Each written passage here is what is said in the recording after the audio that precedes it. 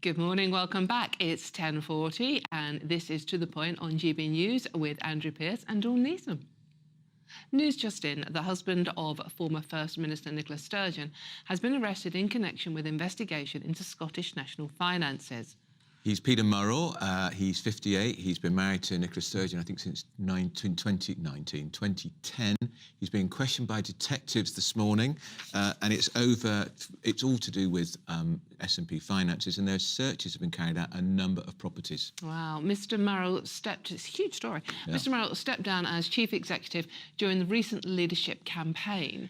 The S&P has released a statement saying, and it's very carefully worded, I'll read it to you, clearly it would not be appropriate to comment on any live police investigation, but the S&P has been cooperating fully with this investigation and will continue to do so.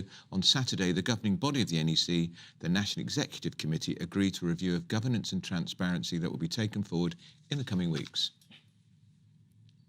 Wow, this is a huge story. Seismic. She's only just stood down. I said at the time, I think this iceberg in the background of the police investigation.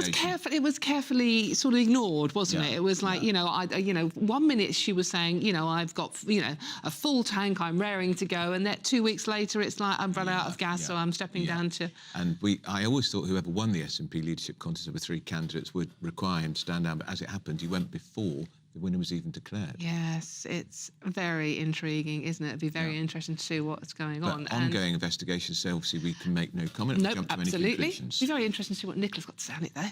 Yes, not much, I suspect. We haven't seen her this morning, I don't think. No, she... Talk about the generality of the S&P. The wheels are clearly coming off. Yeah, well, that noise from the left was Stephen Pound, former Labour MP, not waiting to be introduced, but we do. We've just done that now. And who do we have to our right? The lovely Emma Webb. Every sense of the word. Emma Webb from... Yes. The Common Sense Society. Common Sense Society. Could you give Stephen a lesson in common sense? Politically, you sat opposite the SNP. I mean, Nicola Sturgeon, whenever we think of her, a formidable political operator. Were you sceptical when she said, were you surprised that she was standing down when she did? I was astounded. Basically, she took the Jacinda Ardern line, you know, I've just run out of gas. That was the New Zealand Prime Minister. Yeah, indeed. So, and who had been incredibly successful. She took the New Zealand Labour Party to a massive, great victory. I was very, very surprised, but she was, and you're absolutely right, Andrew, she was formidable. I mean, she destroyed Labour. She did. Yeah, one time we had over 50 seats. We're down to 1 now. And a lot, I think we'll bounce back, no question about that. But a lot of that is to do to her communication skills, which were extraordinary. She never sat in the House. She didn't need to. You know, she was above the House of Commons. But I have to say, we used to say, if only she was on our side. Yeah. Might not be thinking that now. No, good Lord, no, we've moved on. Well, absolutely, yeah, and we must move on briefly here as well. Joining us for more on this is GB News Scotland reporter Tony Maguire. Good morning, Tony. What more do we know about what's happening? Good morning, Wes. Well, details are pretty thin on the ground just now. We know that a 58-year-old man was arrested in connection with a finance issue that has been ongoing investigation by Police Scotland. Police Scotland have said that the man is in custody and is being questioned by police, and officers are also carrying out searches at a number of addresses, including, I believe, SNP HQ in Edinburgh. We know realistically very little. We know that obviously the finance investigation has been ongoing with Police Scotland for quite a couple of months now, and certainly we did get a very short response, I would say, from the Scottish National Party, who's obviously echoed the sentiment that it clearly would not be appropriate to comment any further just now on a live police investigation.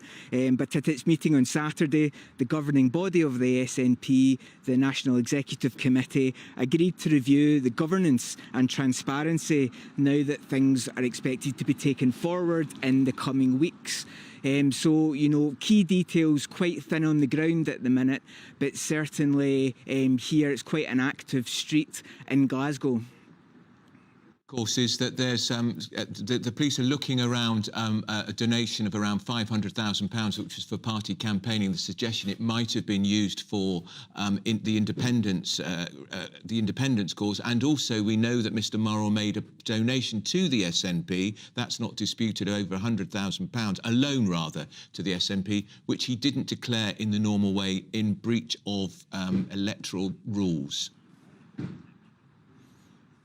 Yes, that's correct. He came under quite intense scrutiny for that. Again, for quite some time, Scottish Conservatives have been on the SNP's case quite consistently over the matters of party finance. And yes, the £500,000, summary of donations that was to go towards the pro-independence campaign, obviously as the SNP in the last year came up against rebuttal after rebuttal from Westminster and then the courts, that wasn't going to happen. We know that just at the height of the SNP leadership race, which of course saw Hamza Yousaf replace Nicola Sturgeon, we know that at that stage that police were looking into the purchase of vehicles at that time. So quite a lot of information to kind of get our heads around this morning, but certainly more expected to be spoken about this issue on the day over the course of today, should I say.